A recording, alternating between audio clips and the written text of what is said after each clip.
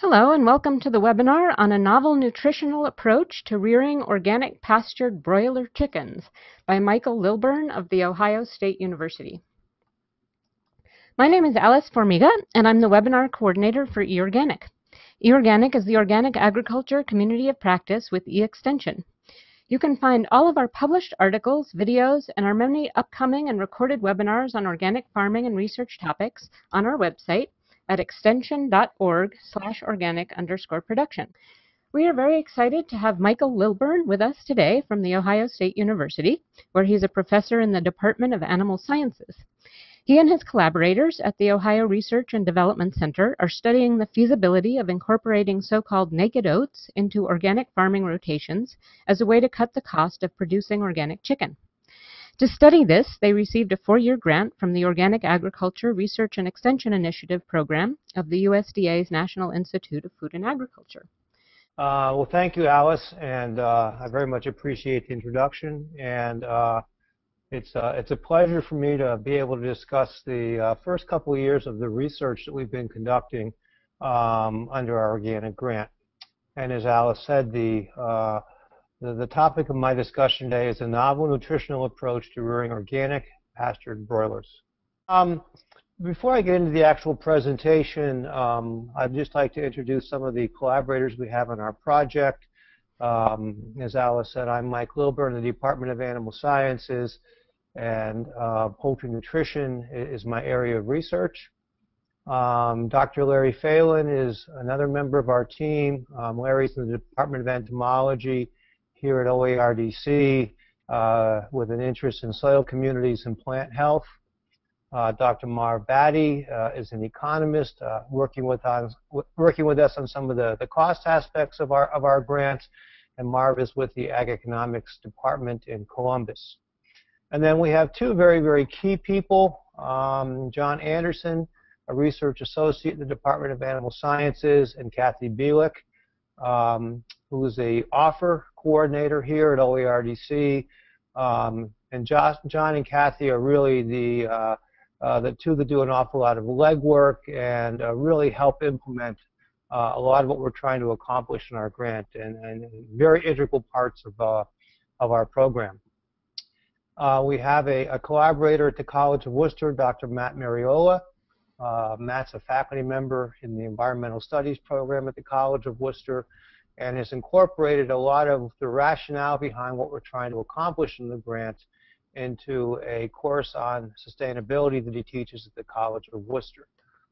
Matt has a lot of great ideas, and we think it's really important to extend a lot of what we're doing to students at a liberal arts college, and Matt's been willing to do this. We have 3 organic producers that have been part of the designing of the proposal, as well as the rearing of chickens on their farms. They're local producers in the Worcester area, and this summer they were instrumental in actually rearing birds on their farms to try to take some of the practical aspects of what we're doing in our situation to actual collaborators in the field. And then also we have a small state-inspected poultry processor in our area. He's been processing all of our birds, and he actually caters to and is set up to process pastured, but specifically organic birds. They require a very, very different set of constraints when it comes to processing, and we've been very fortunate to have him here to process the birds for us. Just want to start off briefly with a little bit of a background on organic poultry. This is taken from a paper by Crandall in 2009, so the actual numbers are 3 or 4 years old, but I think the bullet points are still relevant today. At that time, organic foods represented 3% of total retail food sales, approximately $17 billion, and organic meat was the fastest growing sector of the organic market. There was an interesting bimodal distribution of people that bought organic food. They were largely in their 20s and aging baby boomers.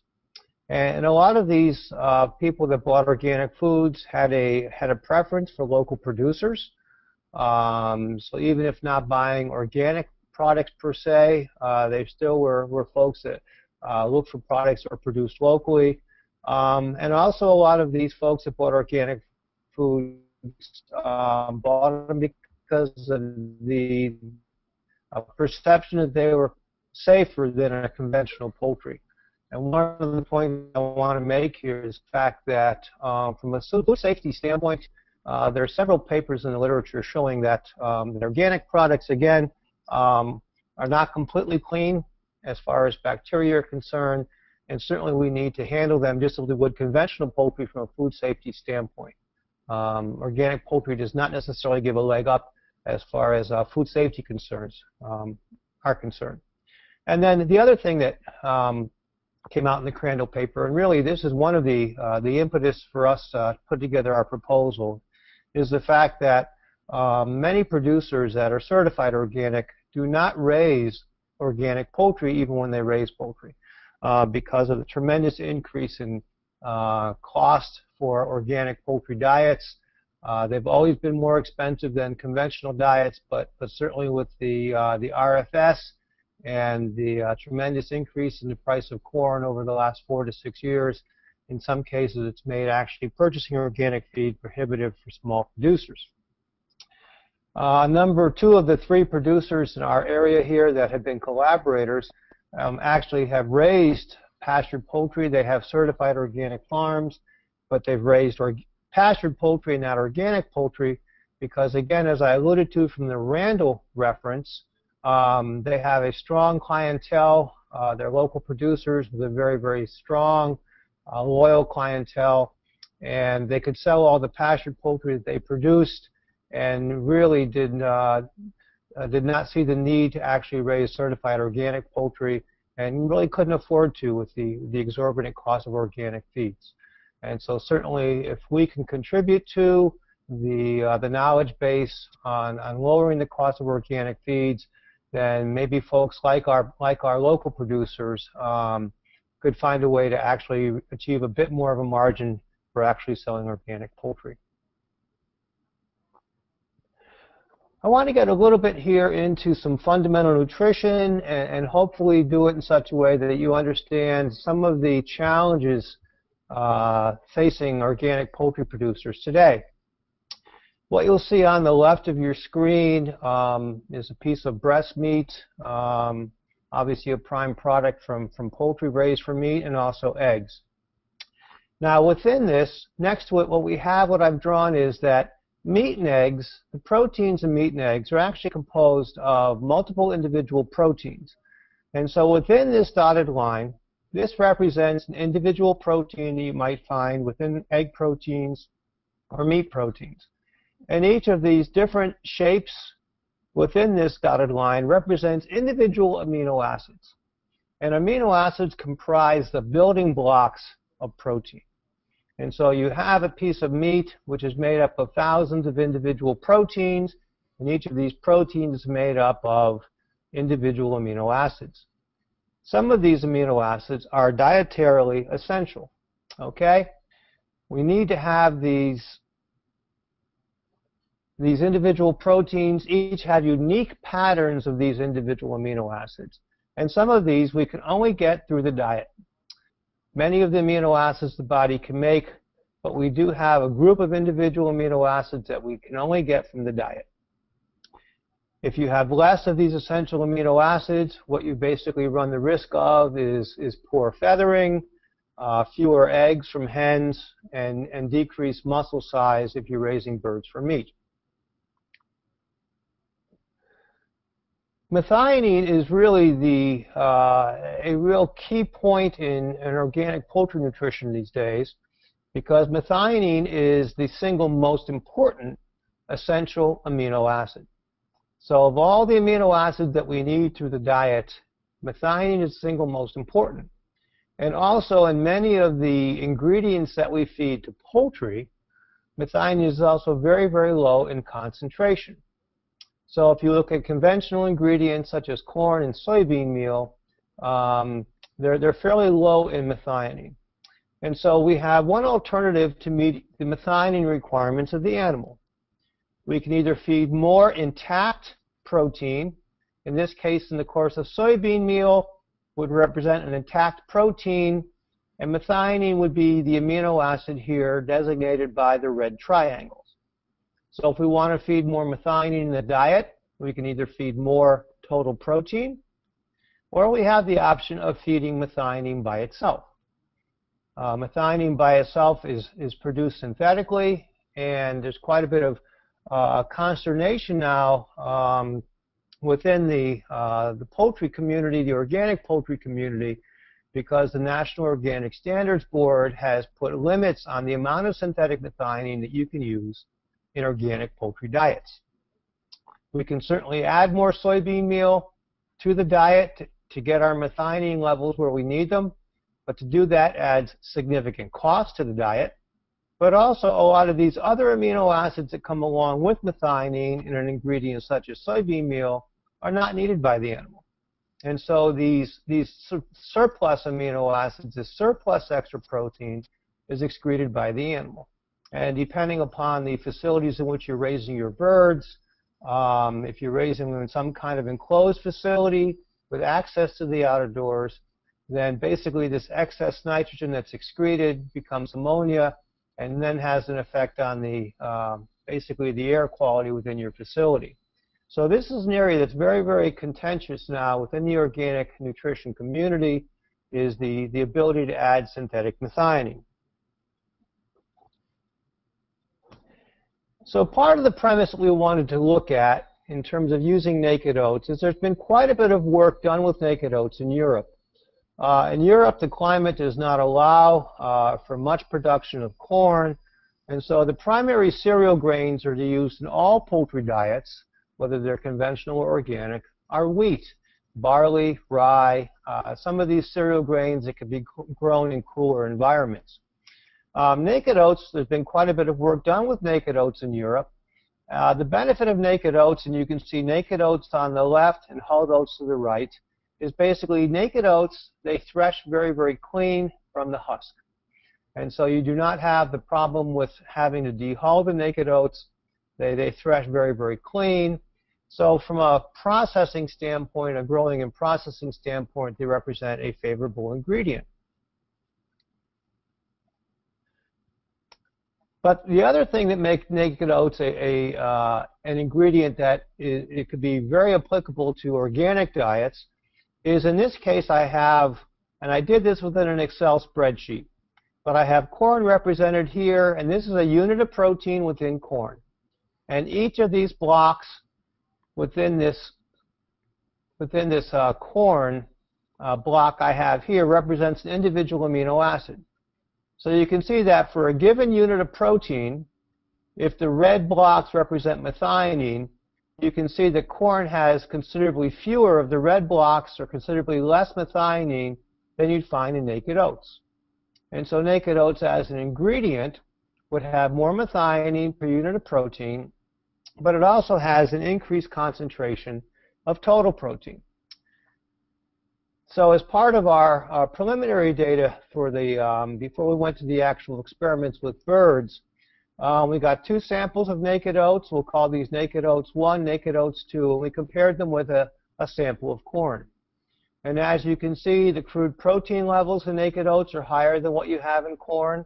And again, these crude protein levels here are not cast in concrete. If you look at a book value for naked oats, often you'll see the protein value as being 13 or 14%. So it can vary. Like most cereal grains, it can vary. Oats have long been known to have a higher fat content than corn. And again, some book values will show fat values in oats to be approximately 5 or 6%. Again, our samples came back at 4.2 and 4.7%. But let's look at the essential amino acids, lysine and methionine. You can see the lysine levels in naked oats is approximately twice what you find in corn. The methionine levels, again, are not nearly as high relative to what you find in corn, but they are elevated.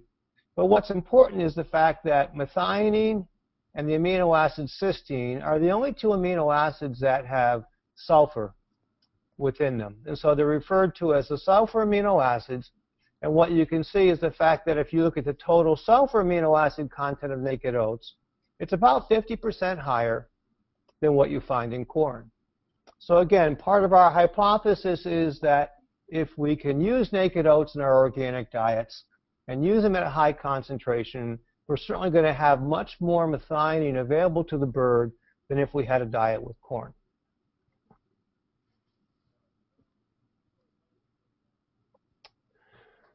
And again, this is the wonders of the internet, and I was able to download this reference from the UK, from Nant Clyde Organics. And basically what it's showing is that if you have a homegrown ingredient, in this case they were growing naked oats, that the naked oat inclusion dramatically decreased the cost of the cost of their feed and fed to their laying hens when you compare it to a commercial layer ration. And so again, this is kind of wrapped up in one paragraph, the basis for our proposal. We wanted to see if A, naked oats could be used as a primary cereal grain in organic diets. And then also the whole farm approach says, okay, where we have a farm where we have multiple plots, multiple rotations within a year, let's make naked oats one of our rotation plots. So again, the next year it could then be used as an ingredient in the diets.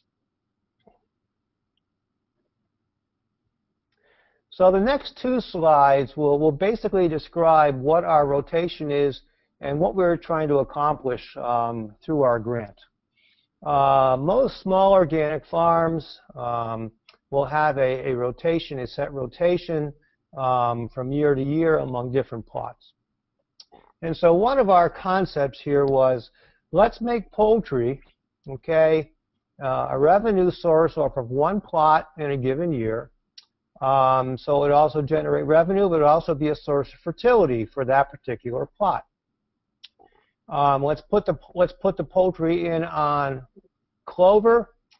We can take off one cutting, a first cutting of hay from the clover in a given year before we put the birds out.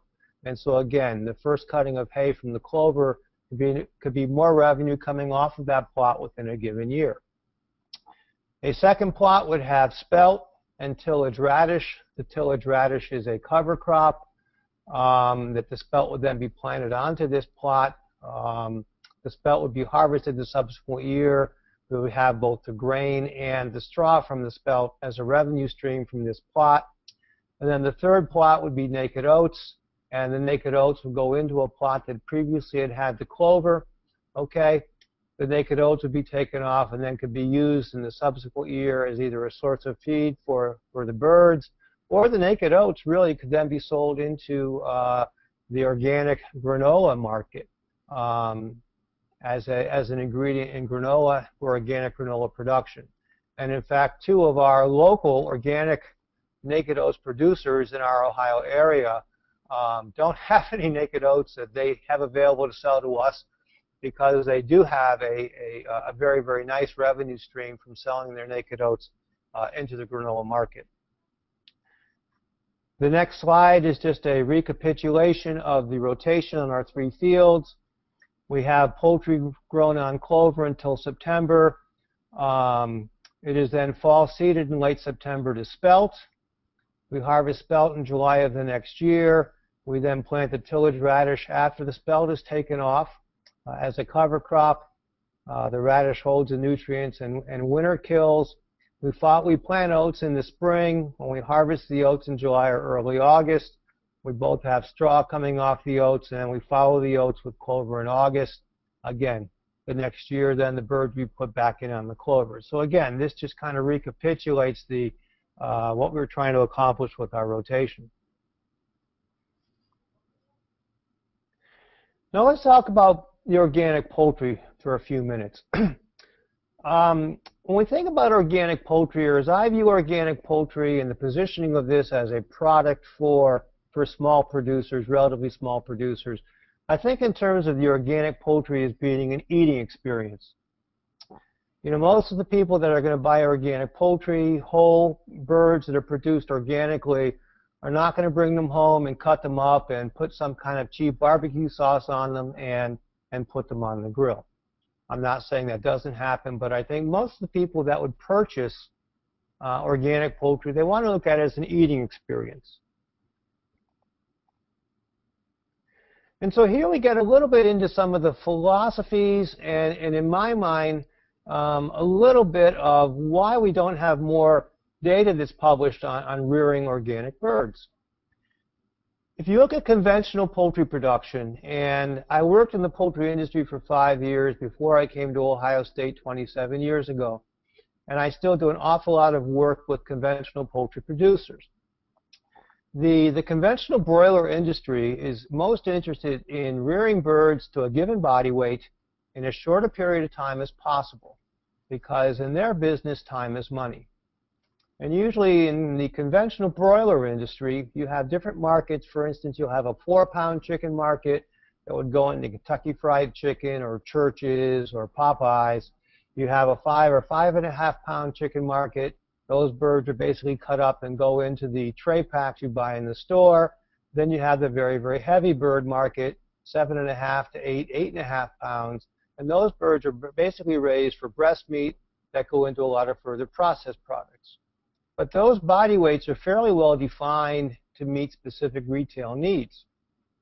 And so again, depending upon which market you're in conventional broiler production, you raise a bird to reach that target body weight in as short a period of time. We don't really have that pressure, or shouldn't have that pressure, and again, this is an opinion, in organic poultry production. Again, we're raising a bird that should be an eating experience. We're not necessarily, or we shouldn't have the mindset that we need to raise these birds to grow as fast as possible to get to market. And I think this is where there's been some disconnect in organic poultry research, in that we're trying to put ingredients together, we're trying to mix and match nutrients and ingredients to compete with, on a research basis, conventional diets. We're trying to find that magic, that magic group of organic ingredients that will give us birds that grow as fast as conventional birds grow. And I think we need to have a completely different paradigm when it comes to organic poultry production. We need to look at using alternative ingredients to not necessarily having birds grow as fast as possible, but having birds grow in a uniform fashion, have birds grow. They're obviously healthy birds are being reared outside, but have them grow in a way that we can minimize the cost of production. And it takes us an extra 7, 10, or 14 days to get to a desired body weight, then that's fine. If our input costs are lower, then if we get to that body weight, time is not necessarily costing us money. As an aside, in Europe, they actually have age minimums on birds that are raised for organic production. And so again, in Europe, there's actually almost a penalty, and a penalty is not the right word, but if you have conventional broilers that are raised for organic production in Europe, it's a real problem sometimes because these birds almost grow too fast. And by too fast, I mean they still are having a hard time staying out in the field for 10 or 12 weeks to meet some of these age minimums in organic production in Europe. But basically, our premise here and our paradigm is we want to raise birds that will be healthy, that have good carcass quality, but we're not necessarily putting an age limit on these birds. We're trying to have them grow as fast as possible. What we brought into our experiments, we used 2 different strains. On the left here with the number 3 in front, those are just plain commercial broilers that we used in one set of our rearing pens. And then we had commercial RedBros in our other set of pens. And again, RedBros happen to be a very, very popular pasture poultry strain used here in the Midwest and in the East. The reason we wanted to use commercial broilers is that if we want to use the paradigm of putting together balanced diets, but diets that are lower in protein and are going to be lower in certain amino acids because we're not adding synthetic amino acids, then let's take advantage of the appetite that's inherent to commercial broiler genotypes. They've been selected for rapid growth, but mostly what they've been selected for is appetite. And so if we're going to be feeding some lower protein, lower amino acid diets, let's take advantage of the appetite in commercial broilers to try to get the intake of protein and amino acids we need for growth. So again, we ran some preliminary experiments before we ever put our organic diets together. And we said, okay, how high can we go in naked oats? to get acceptable growth in the birds. And by acceptable growth, what we're looking at here are birds that are feathering normally, birds that have no leg anomalies because the diets are deficient in key nutrients. Let's put together a diet that we think is going to support growth in these birds and see how high we can go in naked oats to accomplish this. So we compared in our preliminary experiments diets that contain 65 and 85% naked oats with diets that had corn and soybean meal. Now let me back up for a minute here and explain that soybeans themselves are what we call oil seeds.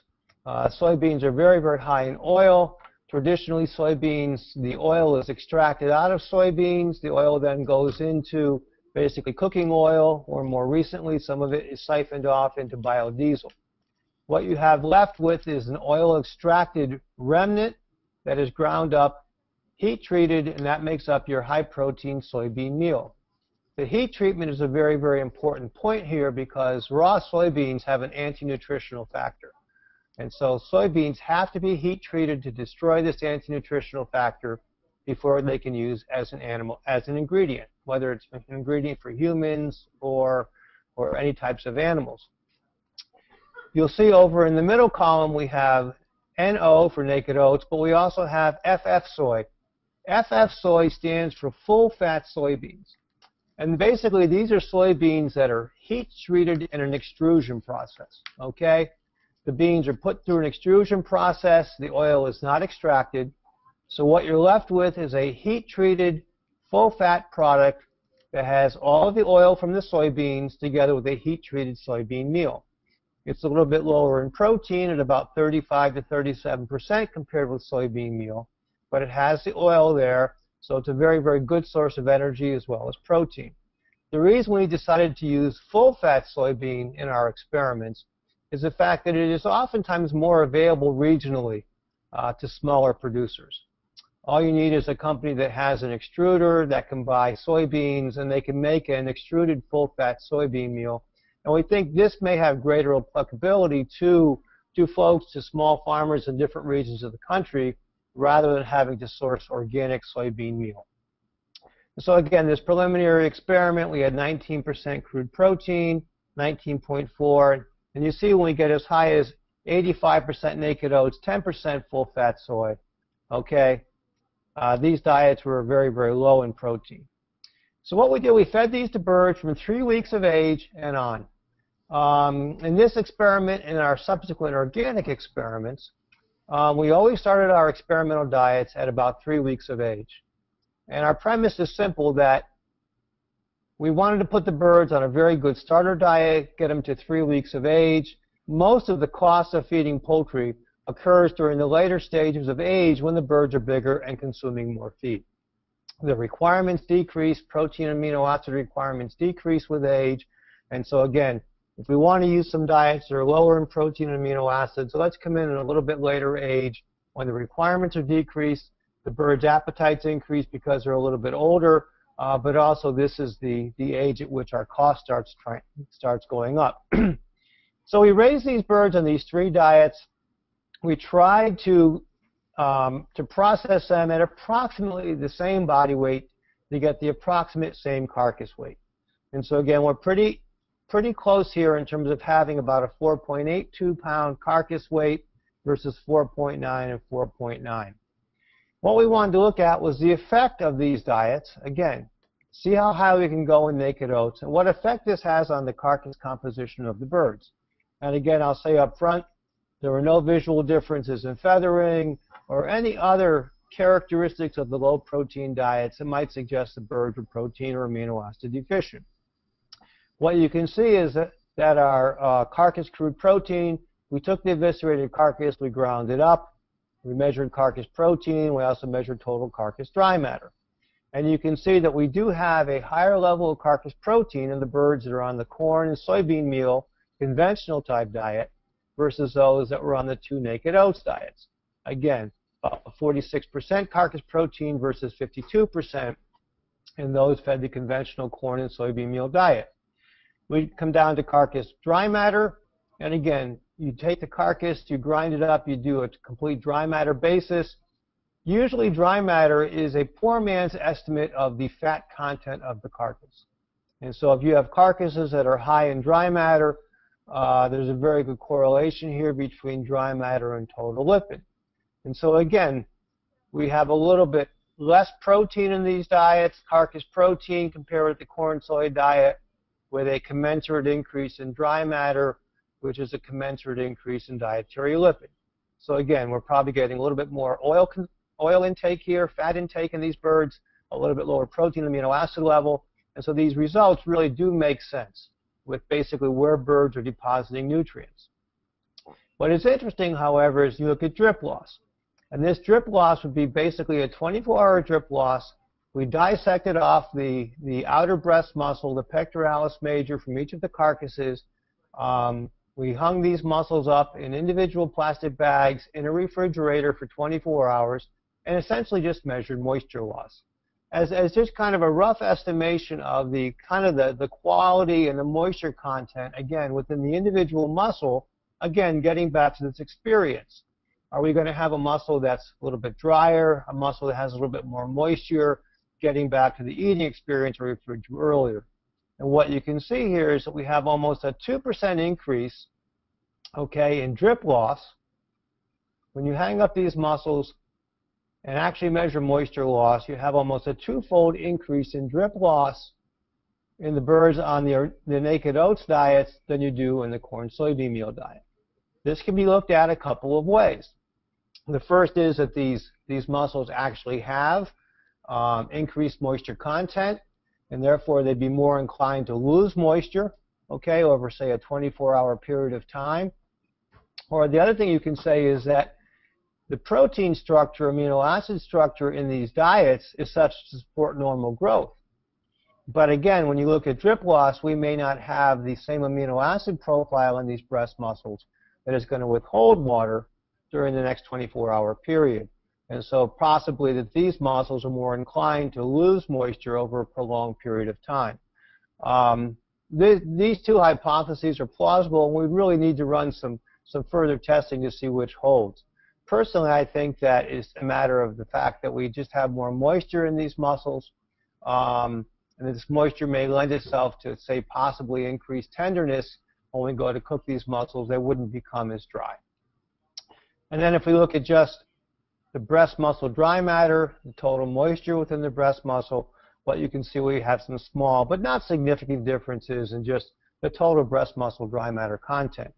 So we are having some effects on carcass composition with birds that are fed the high levels of naked oats and full-fat soy versus conventional birds. And most of this is showing up in the carcass protein content, getting a little bit more lipid, and again, having an effect on the drip loss in the isolated muscles. So we ran a second preliminary experiment, and again, this time just using naked oats diets. And all I'll really say here is the fact that what we decided at the end of this experiment was we were going to go with a diet that contained 75% naked oats versus the 85% naked oats or 65% naked oats diets.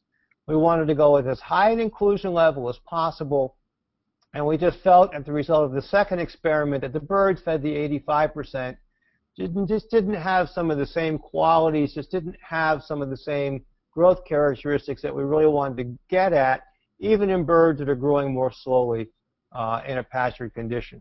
So this is the final diet that we arrived at that we used in our pastured experiments, the data from which I'll show you coming up. And again, no synthetic methionine was added to any of these diets.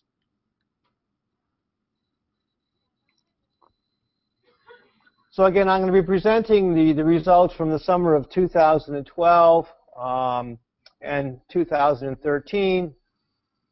Again, these birds were placed on June 13th in 2012, 3 weeks of age.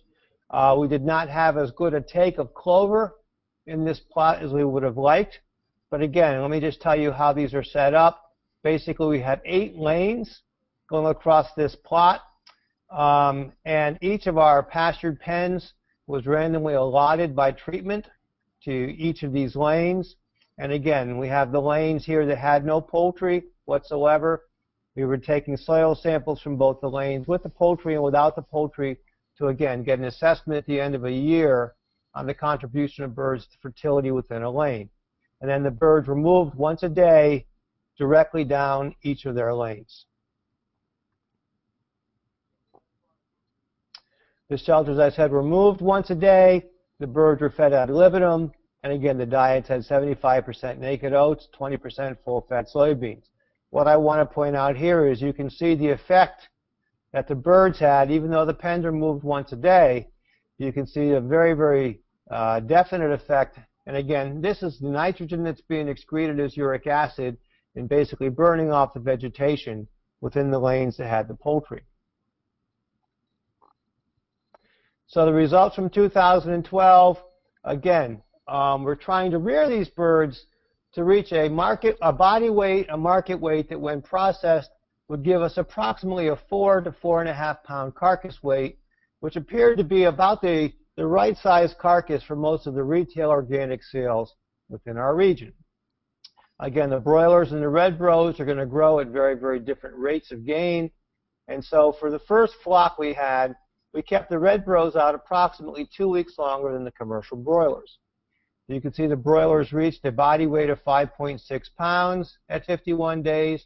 Again, these birds were fed an organic broiler starter diet, followed up by our 75% naked oats, 20% full-fat soybean diet from 3 weeks of age on. So these birds, again, 5.6 pounds, giving us a carcass weight of about 4 pounds at 51 days, with a dressing percentage of 72%. When we look at the RedBro broilers, again, they grew considerably slower. 14 days later, they weighed 6.3 pounds, but with a carcass weight that wasn't all that much heavier than what we found in the commercial broilers, with a significant decrease in carcass weight.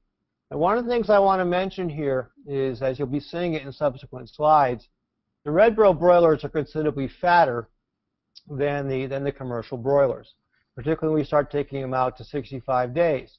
And so when a bird is processed, there's a very much of a concentration of fat within the abdominal region of broilers. And usually with conventional processing, this abdominal fat's removed. And so this is one of the reasons why the dressing percentage is reduced in the RedBros versus the conventional broilers. Now if we go into our second flock of birds, again, these birds were at 54 days versus 62 days.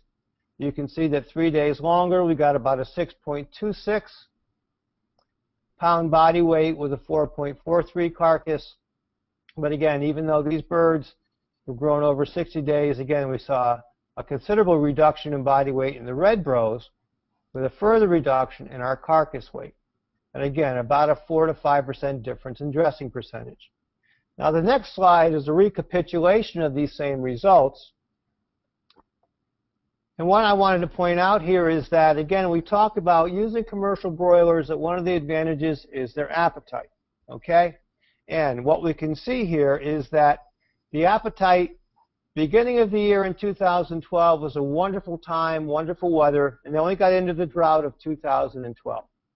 And what I want to point out here is the fact that the broilers were able to eat and continue eating even though the weather was dry and hot.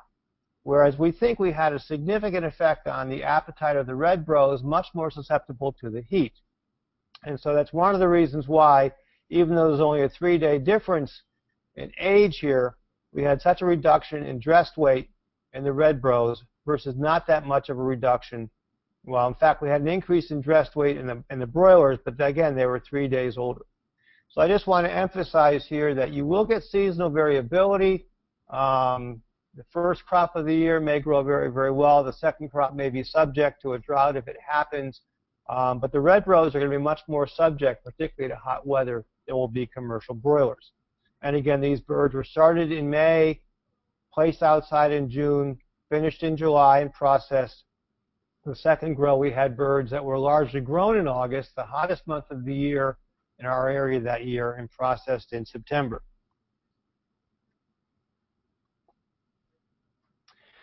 We took the carcass weight and the cook loss from these birds. And again, this is from our first grow in 2012. We had quite a bit of variability in body weight. So we divided each group up into heavy, medium, and lightweight, light carcass weights, okay, so that we could more easily compare apples to apples comparisons of our broilers and our RedBros, again, at each of 3 body weights that were very, very similar. Now, what you can see here, as I alluded to earlier, you had about an average of 40% carcass dry matter in the broilers versus almost 50% carcass dry matter in the RedBros, representing a significant increase in carcass fat in the red birds versus the commercial broilers. Then we looked at cook loss. Again, cook loss would be that each bird was cut in half, cooked to a constant temperature of 160 degrees. And what you can see here, there weren't major differences in cook loss between the 2 strains. So again, if cook loss is representative mostly of moisture loss, what you can say is the fact that there weren't really much cooking differences in terms of loss. Both of them were close to 30%, but not major differences between the strains. But certainly we had a lot more fat in the RedBros, and again, fat is often where the flavor is. So from an eating experience standpoint, there may be some arguments in favor of the RedBros, but certainly not from the standpoint of growth.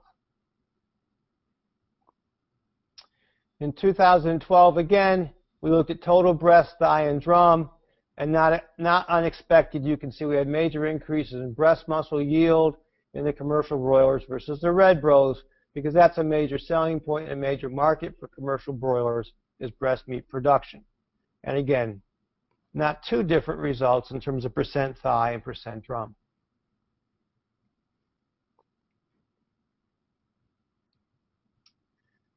Okay, this is 2013. What you can see here is we had a much better clover stand than we had the previous year. But again, I just want to point out that these birds were out there for only 1 day, and then they were moved down their lane, 2 square feet per bird, which is an often cited an area, spacing for birds. But you can see that even at 2 square feet per bird, we probably should have moved these twice a day so as not to really decrease our clover stand. 2013 production, again, we had approximately 13 or 14 days difference in our first grow. You can see how fast these birds grow. They were almost a half a pound heavier. In body weight, 13 days younger than the RedBros. And again, our carcass weight about 7/10 of a pound heavier in carcass weight. We're not seeing a real difference in dressing percentage in our first group. Now, this is one of the things I want to point out here is that when you do have the type of plot rotation that we do, okay, you're coming into the fall of the year in September or October with your next planting for the subsequent year. So our second flocks this year, we actually had to get out of the field at 48 days so we could come in with the spelt planting. And so you can see at 48 days, we had almost a 5-pound body weight in our commercial broilers, but certainly not an acceptable body weight at all in our RedBros. And again, this is showing up in reduced carcass weights and dressing percentages.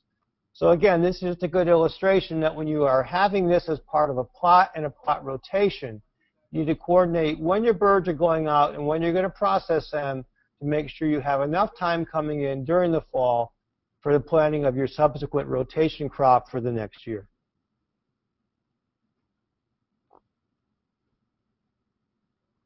And again, just a couple pictures of some of our cooperators and some of the their pastured pens. Again, some of the quality of the pasture here.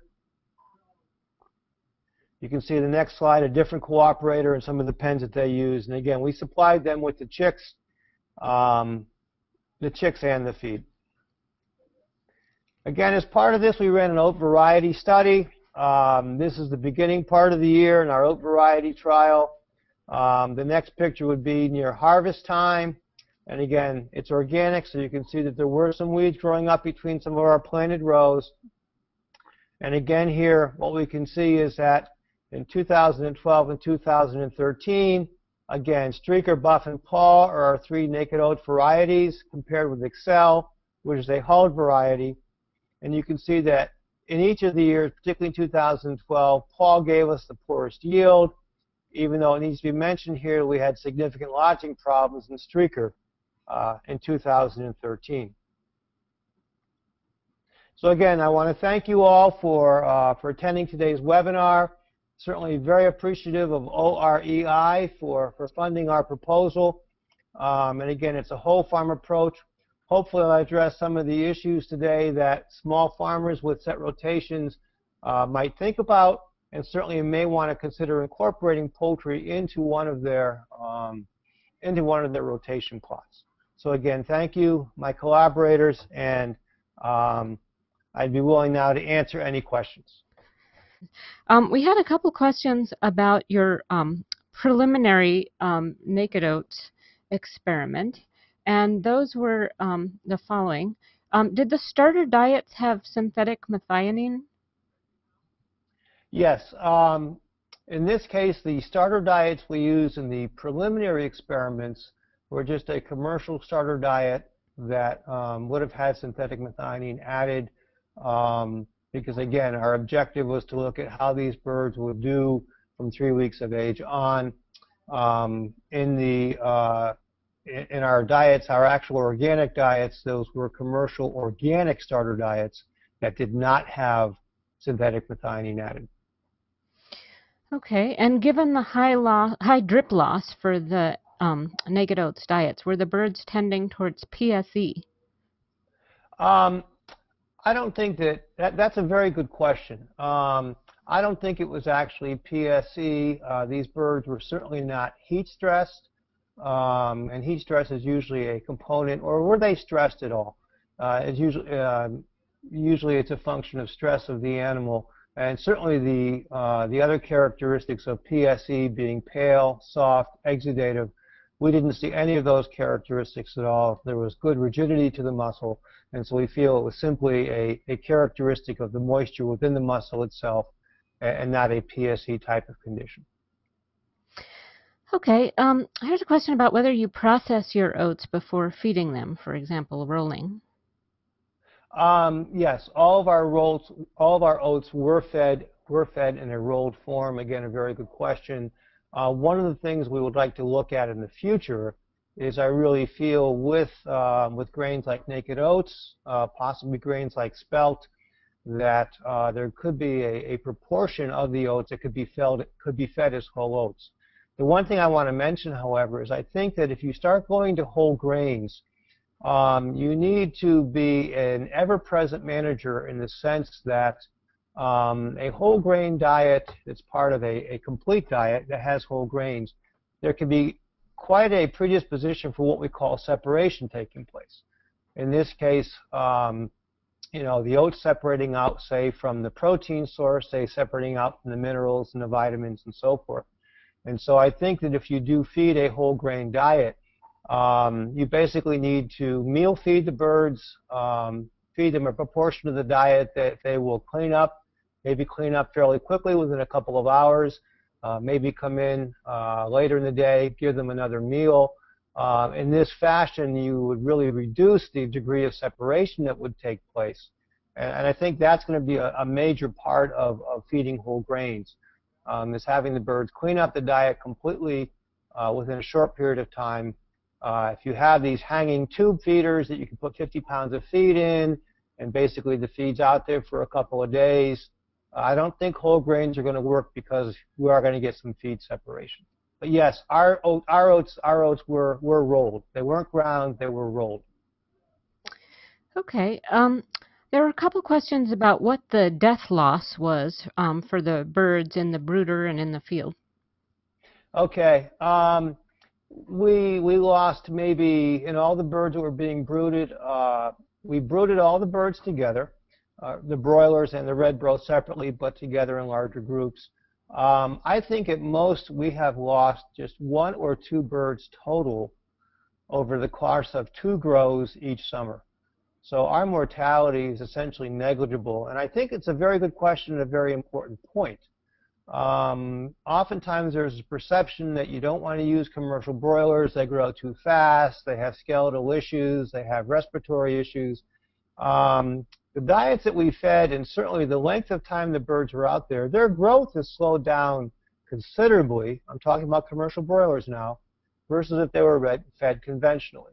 And that slowing down of the growth, being outside, obviously, with maximal air exchange, you know, these birds are very, very healthy. We've had no health issues whatsoever, and as I said, I think over the 100 birds that we grow in each of the 2 grows, each summer we've only lost 1 or 2 birds total. Okay. Here's a question about whether you know of any alternate rotation crops for areas further south that are being tested. I couldn't address that question. When it came up to the rotations that we used, this was up to my collaborators because they had extensive experience in organic production and organic rotation. So I really couldn't address the rotation issue at all. Okay, yeah, we had a couple questions about that. Someone wanted to know what crops to use in a system that would include diversified vegetables because he doesn't want to commit to a perennial pasture as to use the fertility of grazing birds for vegetables in the coming season. So, yeah, a few questions about that. Let's see. All right. What is your oat seeding rate? Is it okay to broadcast seed if we don't have a grain drill? Again, I would have to defer to that. I would suggest you contact John Anderson. And I'm sorry I didn't see, Alice, the slide at the end that had my contact information or John's contact information. Okay, let's see.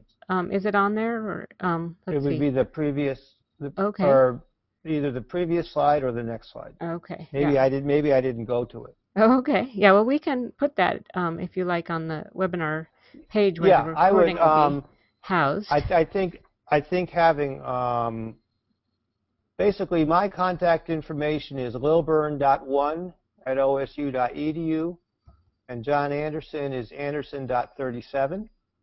And when it comes to the oats and the seeding rate, I would contact Mr. Anderson because he was really instrumental in that part of in the variety trial, as well as in the actual agronomic aspects of the project. Okay. Here's a comment about the pasture that was in the first picture. It appears too tall for the birds to utilize effectively. Perhaps you should have grazed it off with cattle first. Do you have a comment about that? Well, you know, I think certainly the grazing component of it is very realistic. I think though when you talk about this, I'm not sure that you can have a pasture that's too tall for the birds. One of the things that I alluded to, and we did not do this, but I think one of the benefits of coming back in, bringing the birds in on where you had clover planted, was to take off a first cutting of hay before the birds go out there. So again, in that plot in the year, we would have taken off a first cutting of hay and then put the birds in on the pasture after the hay was taken off, which could have been giving you the same result as having grazed it initially. So certainly that. But other people have talked to us, other people that have visited our plots during some pasture walks. You know, one of the things, I don't know if this is one of the questions relative to how much do the birds actually consume of the pasture itself. And certainly we did not quantify actual consumption of the pasture itself. But certainly I think some of the people have commented that it's benefit to have the clover well established, because if the birds do consume some of the clover, and certainly the carotenoids and the pigments within the clover, it's beneficial not to have it too short. But I think I'm going off on a tangent here, but I think to address the question, if you had a good growth of clover, you took off a first cutting of hay and put the birds back in, you wouldn't have that situation with the grass being too long. But again, we did not do that, but I think that is an approach that would be effective. Okay, we have a couple questions about the cost per pound and a comparison of the cost of production between the different diets. We have not done a cost in terms of actually what the diets cost. We've not done a cost comparison. I certainly could. I could get a cost of naked oats and all of our ingredients, put together a cost of comparison. You know, what these experiments are really is what I call a proof of concept, in the sense of is showing that you can raise really wholesome birds. It takes you a longer period of time with diets that are low in protein. They're balanced as far as the amino acid profile as proportion of total protein. So the diets are balanced, they're just not high. And so the proof of concept is that let's raise good, healthy birds, birds that give us good carcass quality. It takes a little bit longer to get there, and though I would argue that the broilers are growing quite well. And so really the proof of concept is what we were trying to achieve here, and not necessarily trying to come up with cost structures per se, because that's going to vary where you are. But I think that if we can prove that the birds can be grown on a very, very high cereal grain diet for a prolonged period of time, remain healthy with no real issues, giving us a good carcass, then the cross structure is really kind of up to an individual to put together. Okay. What about planting naked oats as part of the pasture that the hens would graze on? That's been a suggestion some people have had, in the sense of, and I think where they're coming from is that, you know, at a certain point in time, the birds would actually, you know, consume the naked oats. I guess that's something I would have to see. I really don't have an opinion. I think at a certain point in time, depending how tall the oats are, what I'm afraid would happen would be if you had a good oat stand that, you know, they get trampled. You certainly wouldn't be able to get straw off the oats. There'd be a certain amount of trampling that would take place as the birds, you know, they beat down the oats, and certainly there'd be some naked oats consumption. But to me, it would be a fairly inefficient way of using the naked oats if your objective was to have them as a major cereal grain. Okay. How much fertility did the birds add to the soil? Was that measured? Well, we did measure it. In the first year, there were really not any measurable differences in the lanes that did have poultry and the lanes that did not have poultry. Now, you have to remember here that the lanes are quite long. The birds were only on a certain segment for a day. And so a lot of the nitrogen that would have been excreted would have been nitrogen that would have been volatilized as opposed to incorporated into the soil. So certainly the volatilization of the nitrogen that was excreted as ammonia would have removed some of the nitrogen that would have been available. But we did not see any detectable differences in fertility in the first year as a result of 2 cycles of birds being on a lane. Okay. Well, let me just follow up on that, Alice. Again, one of our collaborators, Larry Phelan, one of the things that he has done this year and he's been very interested in is looking at some of the between the lanes that had poultry and the lanes that didn't. Basically, what was the biomass generated in each of those lanes, but also what are the species that came back into those lanes, species of plants that came back into those lanes that did and did not have poultry. You know, in terms of some of the reestablishment of plants. You know, as I said, if you saw the lanes that had the poultry, you had a certain degree of burnout from the uric acid and the poultry manure. And so Larry was very interested in actually, you know, in the lanes that did not have the poultry, did they have a different reestablishment of a plant community versus the lanes that did? So we should have some of that information coming up after the next couple of years on the grant. Okay. Here's a question from a grower who has customers demanding soy-free chicken. What would be an appropriate substitute to partner with the naked oats?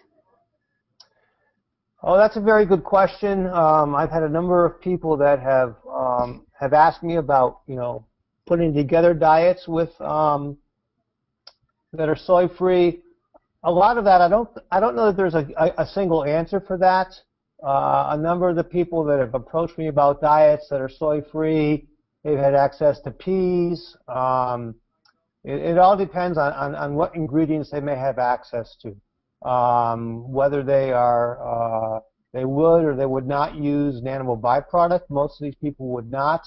Certainly alfalfa meal is one ingredient that could be used to partner with the cereal grains. Peas are another ingredient that's very, very common. It all depends what's available in the local area. But again, peas and alfalfa meal are two that that these folks try to maximize. Alfalfa meal is a very, very good protein source, but again, it's a protein source. It's fairly high in fiber, and so again, you could put those diets together, but you probably are not going to get the same type of growth that you might see with conventional ingredients. So again, getting back to, it's a very different paradigm that you'd have to assume in raising birds on soy-free diets. But certainly it can be done, but it just does be done with some different objectives in mind. Okay.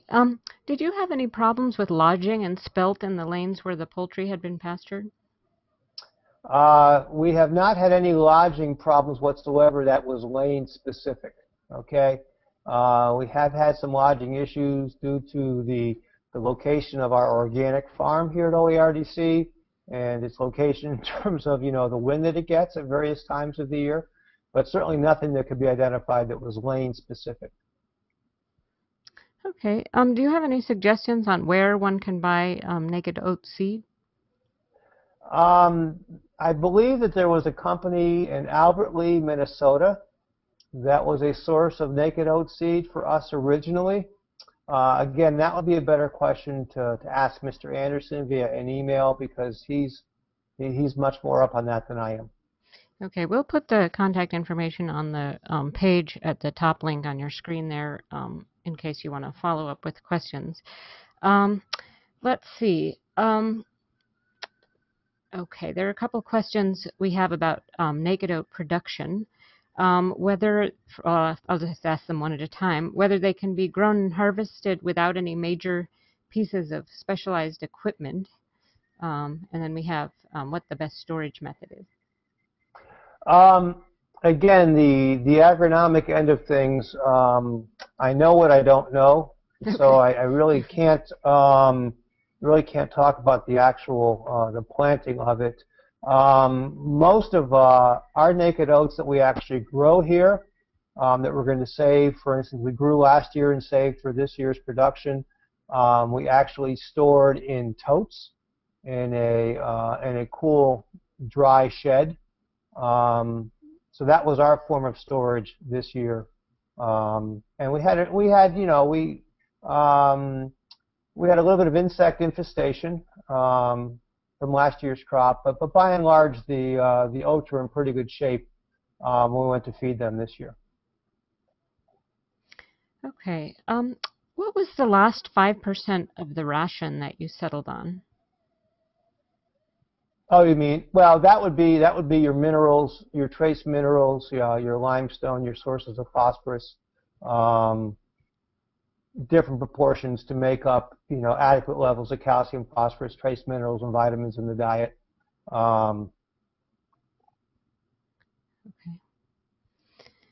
Okay. Let's see. Did you notice a difference among cooperators' pasture with available natural methionine sources such as insects and worms? Well, I didn't notice any difference among them. Again, and this is an individual opinion, a lot of people talk about free-ranging chickens and the contribution of worms and insects to their overall nutrition. Certainly, there is not an awful lot published, peer-reviewed papers published on the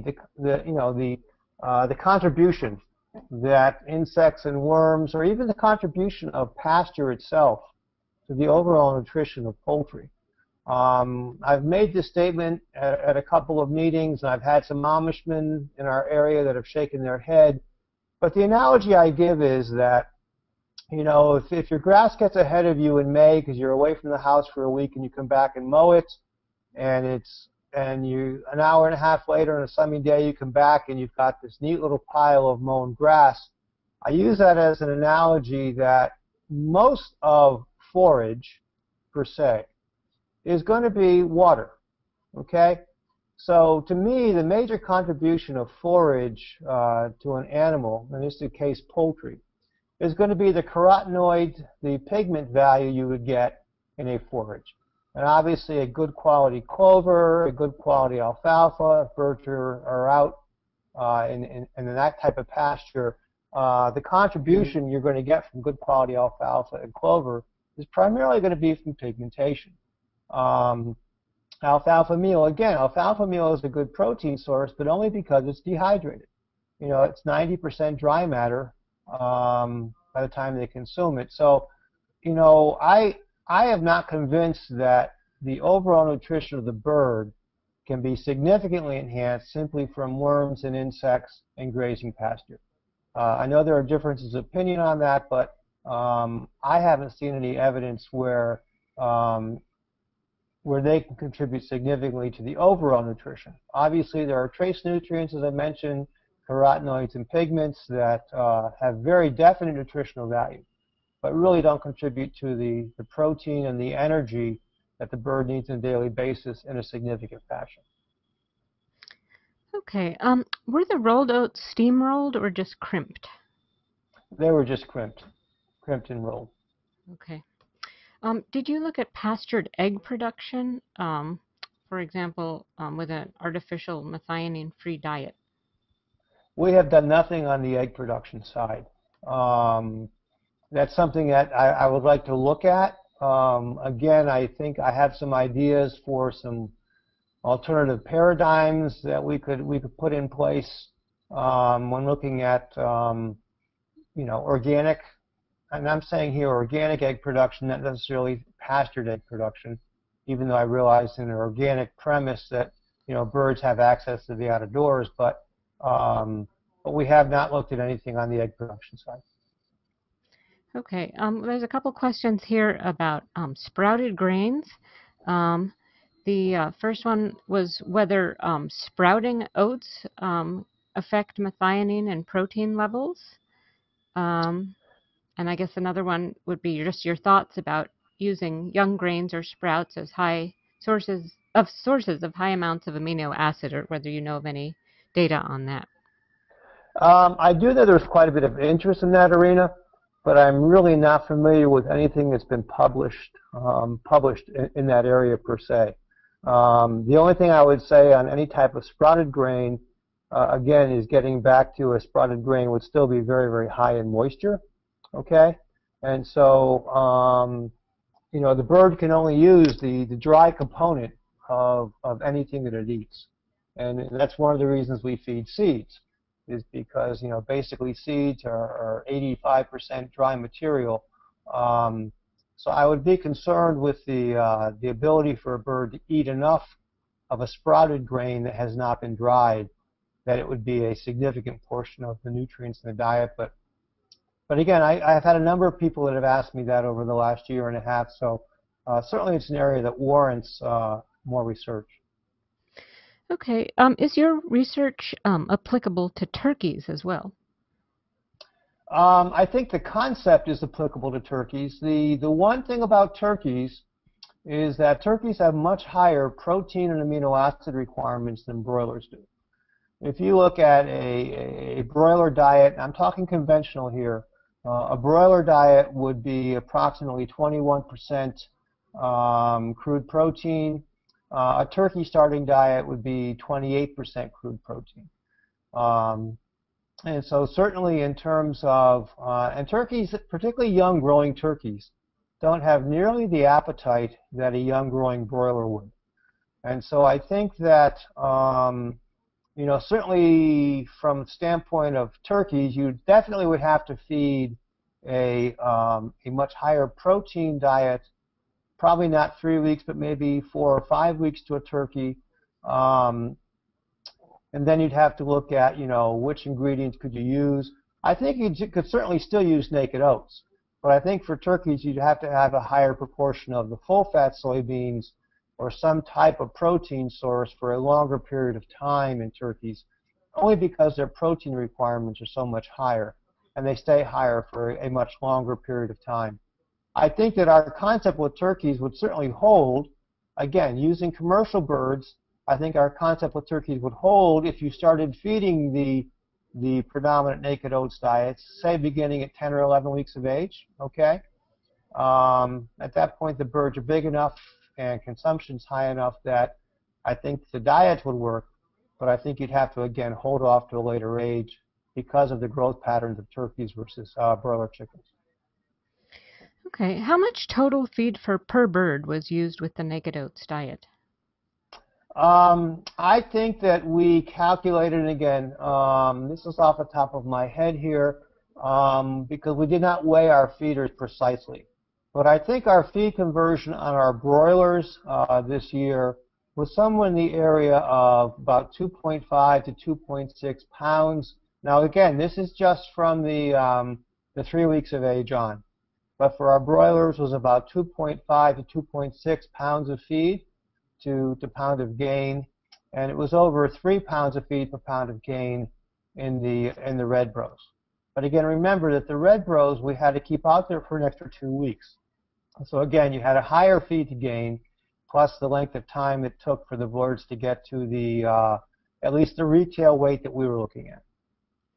Okay, and is there a difference in nutrition between naked and hulled oats? I think the basic difference is basically just the processing differences and a bit of the fiber. It would certainly take an extra step to to take the hull off of oats. But I think once you took the hull off of oats, there really wouldn't be a whole lot different in their nutritional pattern than the naked oats. It's just the matter that the naked oats they thresh much more easily and are just easier to harvest. Okay, we have time for a last question. Are you going to do any breast tenderness studies or palatability studies on the meat?